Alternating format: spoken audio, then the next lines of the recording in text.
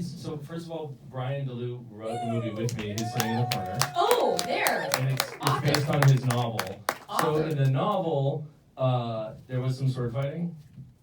Yeah, but there was also being chased by a dinosaur, right? And that was like when I first read the novel, I was like, I totally want to make this movie with you about kids getting chased by a dinosaur. Okay. And I think that was probably in one draft of the script 7 years ago. And we were like, cutting the dinosaur. They always had sword fighting when they were kids, but then at the end of when they were sword fighting as kids, there was a part where the floor becomes quicksand, because that's what happens when you're a kid.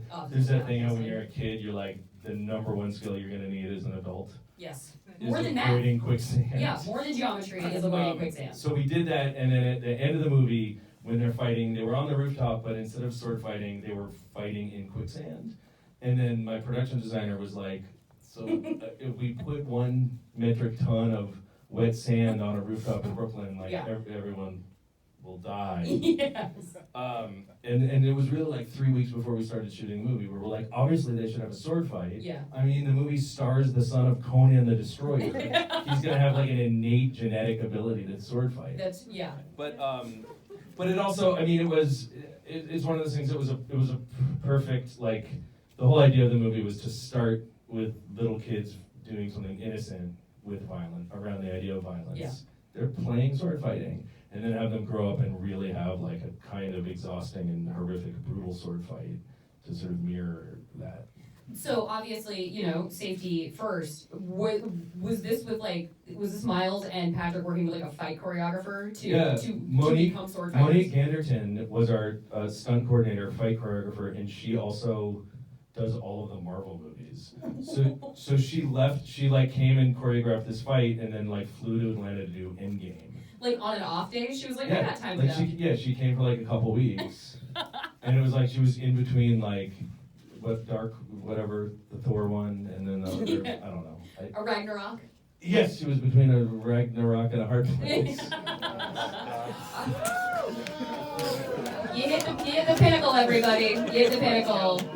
This is why you came here at midnight. Well, now, something, I'm a writer with Vulture, and Who are you? How did you get here? Why are we talking? Who are you? I honestly just liked your jacket, and was like, if I follow closely enough, I'm pretty assertive. Yeah. I think I can just walk up there and get a microphone. You can, yeah. Well, a thing we do annually at Vulture around award season is we do this feature called The Toughest Scene I Wrote. And so I wanted to ask you if there was a particular scene in this over the course of the obviously many years you wrote it that was really the one that you had to sit and think through or keep going back to until you finally cracked it. I'm gonna put it. Do you have an answer to this? I think it's the scene in the bathroom with his mother smashing in there. There is a microphone. Was that here. hard to write? Because it was the most emotional scene. Because it was emotional. I don't remember it being difficult though. We're very emotional It people. wasn't difficult like technically. We do this thing when we write, which I actually think is interesting because I can't do it when I write alone, because sometimes we each write things on our own, but when we write together, we'll write whole scenes, whole sequences in a morning, and by the end of the day, we'll have deleted it, right? Okay. And it's like when you do that when you're writing on your own, it's really hard to do that because you're like, literally no one will ever see it. Like, you're like, who? And this when was we have garbage each for other nothing. as partners, we were like, we wrote this thing and we read it, we're like, oh, that's pretty cool. That was a really funny joke. Let's delete it now. So there was like, so you're at least each other's remember, time. there was a thing when earlier on there was a version where like he's running it when he's in the fortress, the cosmic fortress. Yeah. That he like opens a door and it's like Vietnam. The Vietnam War is happening.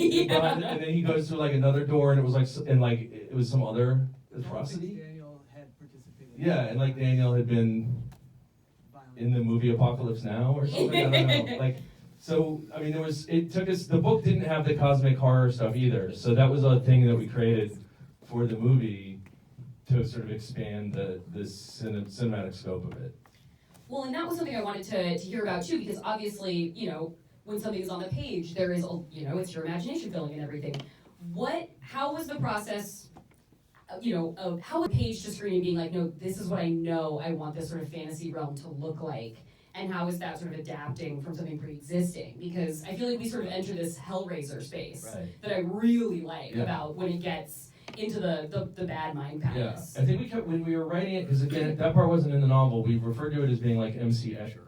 Okay. And when we shot it, there were a lot more MC Escher things we did. There's a weird thing where he runs into a mirror and you don't realize it's a mirror because it looks like it's a hallway, and then he touches it, and there was other weird things, and we cut all of that out for some reason. But yeah, it was originally MC Escher, and then what it accidentally became was The Empire Strikes Back, which we really didn't need it to be. But like on the day we were shooting it, I remember we were looking at it, we were like, oh, it looks exactly like the end of Empire Strikes Back, and now there's a guy whose name is Luke standing on the edge of a precipice over something that is exact same colors of Bespin Cloud City, and there's a voice from somewhere else saying Luke, and then he jumps. Like, but nobody has ever tells us we ripped. Everybody's like, you ripped off Drop Dead Fred. Like, no, we ripped off The Empire Strikes Back. Obviously. Well, you guys got the insider information here tonight. You learned the true origin story of the Hell scenes. So now I'll ask you. Hellraiser 2, yeah. That scene in Hellraiser 2 when they depict Hell, and it's that crazy, like, you know, sort of matte painting, glass painting Yes. of the labyrinth is like huge. Like, that was seared into my brain, for sure. Well, and so I guess since you're sitting here, I wanted to hear from you then. Like, realizing this thing like that wasn't in the novel, that seems like a really interesting opportunity to like expand your pre-existing work and kind of like let the imagination journey go further.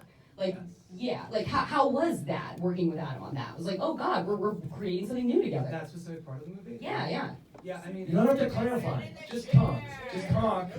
As you speak, the truth comes out, Brian. Yeah, He does this thing. I've noticed whenever we do interviews together, someone will be like, so you wrote the novel? And he'll be like, do you mean novel like in the traditional sense? It's like, just talk, man. Like, you fucking, speak some shit.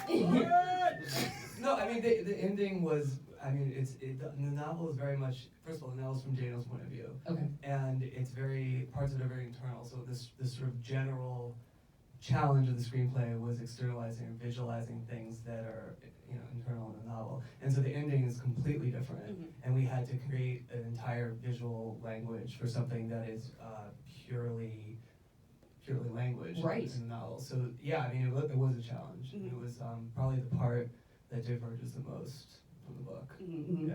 And so for like this movie is obviously we're doing a lot of metaphysical stuff here. And so are you a person of the fantastic? Like do you kind of like do you approach this from sort of like I'm gonna dig into these, I want world building and I want sort of these these grand landscapes within like a managed like budget infrastructure, or are you getting into the headier stuff first, where like this is going to be like an internal civil war in someone's mind? It's both of those. Okay. I mean, I definitely get like super excited about like when we started to think about that Daniel is someone who's been around for hundreds or thousands of years, what that meant and like what that meant his world was like, and at a certain point, I decided that Tibetan Buddhism was the thing that I had to really draw on to have the whole movie like make sense in a cosmic sense. And so like once we sort of had the abyss, the vortex of creation and destruction at the beginning and throughout the movie, that pointed me in the direction of like, oh, this is a movie about a Tibetan Buddhist worldview. So I guess they did all of that world building for me. Right? I mean, I don't like the term world building either. There's something about that that bums me out. Can we take a vote? Do people like that term these days, now in 2019, or do you not? Is there an alternative term you prefer? Yeah, writing. Okay. I like the term writing. Okay. Making some shit up. All right. Right? Does anybody disagree? I think we have a biased audience. I don't think anybody's going to disagree. We started that process, and we got to a point with the script where it was like, this is a really great movie, and we have no idea how we're going to get it made. Yeah. So then we wrote another movie together that was a really, really low budget movie that we made so that we could make this movie. And that's part of the reason why it took 7.5 years. Okay. Because to make a movie, you have to make a movie. And it was so hard to even make that movie. We were like, we'll just write this cheap movie, and then that was like a disaster. Not the movie, but trying to make that movie was like... Yeah.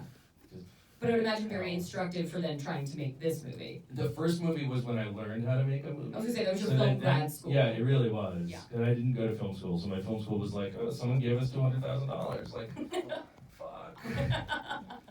But then I felt like I knew how to, I made everybody teach me how to make a movie on that movie. So that now I do it. So in the various iterations of the years of scripts, drafts, rewrites, things, what were things each of you were kind of, that you held on to the longest that like maybe didn't end up making it to the movie? I mean, maybe it's Dog. quicksand? The dog or the spider? Talk about the dog. There was a dog in the book named Midnight, and in the novel, Daniel poisons the dog and kills the dog. And it dies. And the dog pukes blood and It's dies. very graphic and awful. Okay. And that was in the script, and finally we were just like, we can't Can't kill a dog. In minute 6 of this movie. Oh, okay. Nobody is gonna sit through the rest of this. People are gonna be just way too upset. Yeah, unless So it's we a took- John Wick situation, like fuck you guys. Right, because it wasn't gonna be. Nobody's gonna avenge. Nobody's the gonna dog. avenge the dog. No, Just just hollow. Just hollow. But so because that's the dog it was for a named long time. Midnight, Okay. the first 20 drafts of the final draft script were called Snuggles with Midnight. That was our working That's title. the internal working title. Snuggles with the dog we're gonna murder. Yeah. No, Midnight was the name of the dog. Yeah. Snuggles. Yeah, snuggling the dog we're gonna murder is actually a cool title. So Baroque. Yeah. And then there was a spider, a giant spider that kept reappearing. It was sort of Daniel's demonic spider form. Whoa. He was kind of throughout the movie, starting at the very beginning when they were kids, like it would sort of creep up, and Luke would be like, "Get that spider out of here!" And then, like they were on the subway, and the giant spider comes down. And then at the end, in the fortress, Luke had to fight the giant spider and stab it with the thing. I mean, it was cool, but it was so much better. The spider got replaced with John Thigpen, who was the kid who dies from the beginning of the movie. Right. So that was way better than a spider. But we were going down the path of we were gonna have puppeteers puppeting the giant spider and stuff. And then I realized like the way the spider got killed with the knife was really just from the Tolkien, right? Like It felt a they little killed fancy. fantasy. Yeah. I don't have to tell anybody now. anymore. We're So, on the so same page. instead, it's like, how do you acknowledge that and find empathy Mhm. within that universe? And that really because this happened, like all of these things sort of happened at once. It was like, and then we immediately got green. Like I'm reading BuzzFeed nihilism articles, and we got greenlit. And I was like, it's totally irrelevant. Like, why would we even make this movie? Like, I really had like that kind of a doubt. Mhm. But then Like we're too on the nose, kind of. yeah, like it's boring. Yeah. And nihilism is boring. And then I was like, no, but empathy is super sexy. Mm-hmm. So we'll do empathy versus nihilism. Mm-hmm. And, With a sexy man who's not a spider. I mean, the spider was meant to be the nihilism, but I guess everything else became the nihilism. Well, and so then for you, that's like, you write this thing, and then almost a decade later, it becomes a whole different form. It's a feature film. So how did your relationship with your own source material change over that time? Unless you just stayed totally static and your point of view has remained the No, same. I mean, I think I let the book go very early on in the process. Okay. Like I was not attached to any sort of fidelity to the book other than kind of its emotional core. I wasn't attached to any of the specifics. So, I was very open to wherever this very long script writing process took us. And I don't think I was ever like, no, but we have to make it like it was Right. in the book. So I was obviously, when I wrote the short story that eventually became like the first draft of the book, I was like 26. Yeah. And I'm 39. Maybe 72. So like I obviously changed a lot Yeah, as well. wow. And so I was The totally 20s or mid-20s are so much different than the mid-30s. yeah. And so I was completely happy to end up in a different place than I was when I wrote the book. There was no resistance to that. Uh-huh. So there was we changed. I changed a lot during the writing.